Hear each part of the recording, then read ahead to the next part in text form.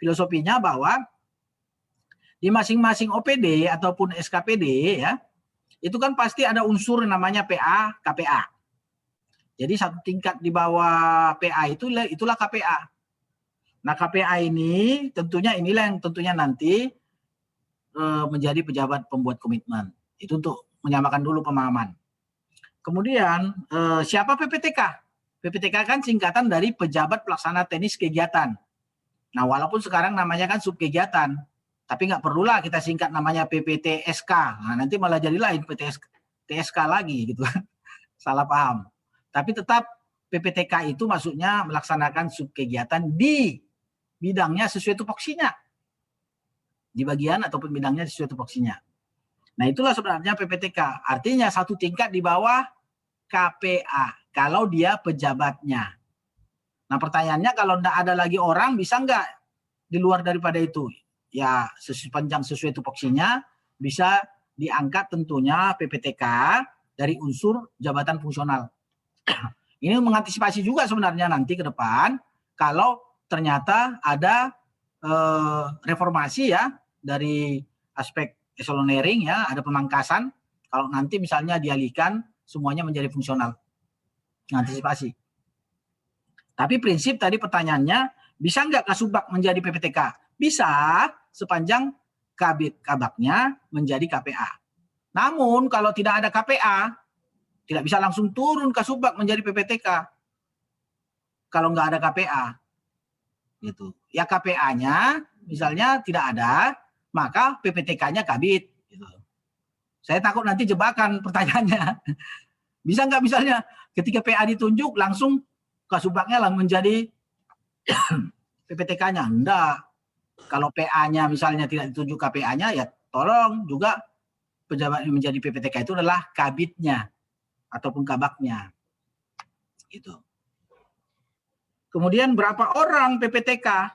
Nggak dihitung Pak, sepanjang tadi juga melihat kebutuhan.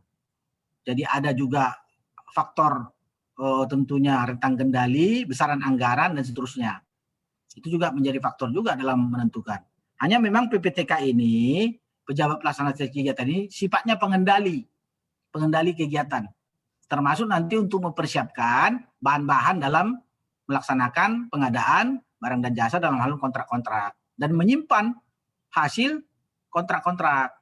Tapi tidak untuk menandatangani perjanjian ataupun kontrak. Tidak boleh. PPTK tidak boleh menandatangani kontrak. Ini. Kemudian pertanyaan tadi ini, apa hubungan antara ketentuan Perpres 33 dengan Perpres 16 2018 tentang pengadaan barang dan jasa ya? Ataupun maksudnya adalah termasuk Permendagri 77 ini.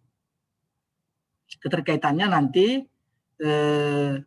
dalam rangka PPK, pejabat pembuat komitmen. Bukan pejabat penatasan keuangan ya maksudnya ya, tapi pejabat pembuat komitmen. Nah, mungkin kami menjawabnya, siapa pejabat pembuat komitmen ini? Ya, kami pertegas kembali dengan Permendagri 77, nanti bisa dilihat. Ini merupakan melekat di PA maupun KPA. Kami ulangi, pejabat pembuat komitmen yang dimaksudkan ini mengikuti Permendagri 77 dan juga PP 12. Nanti kami tunjukkan tentunya pengaturannya di pasal 6 ya, dalam ketentuan. Bahkan merefer kepada aturan lebih tinggi, Undang-Undang 17, Undang-Undang nomor 1 2004 tentang perbenaran negara, PP 12, itu kan belum berubah. Ya.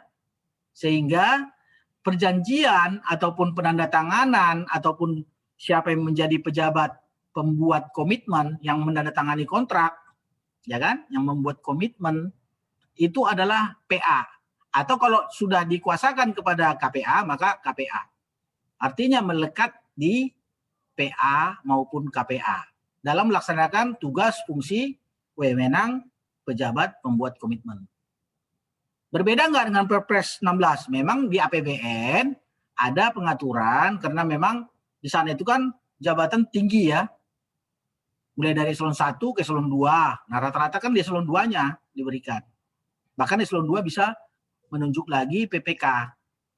Itu APBN. Tapi di APBD konteks ini kita mengikuti norma yang diatur di dalam Undang-Undang nomor 1 2004 tentang Perbendaharaan Negara, dan juga PP 12 yang memang masih sinkron, dan juga pengaturan yang ada di Permendagri 77 2020 ini.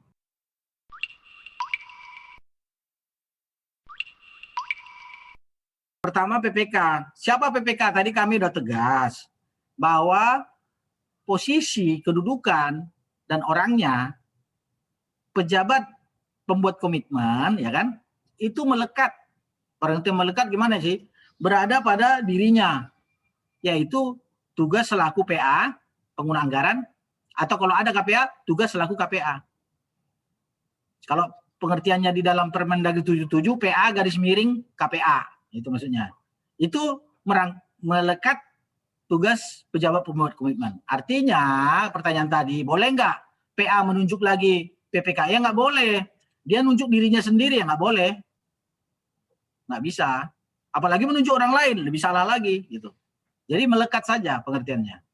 Jadi itu jawabannya, tidak boleh lagi yang namanya PA, ya, termasuk juga KPA, menunjuk pejabat pembuat komitmen. Karena melekat di dirinya, itu kira-kira. Nanti di dalam SK-nya pun tegas disampaikan, tugas wewenang PA dan KPA itu adalah menandatangani perjanjian ini di dalam keputusan kepala daerah tentang aktor-aktor ataupun pejabat terkait dengan pelaksanaan pengelolaan keuangan.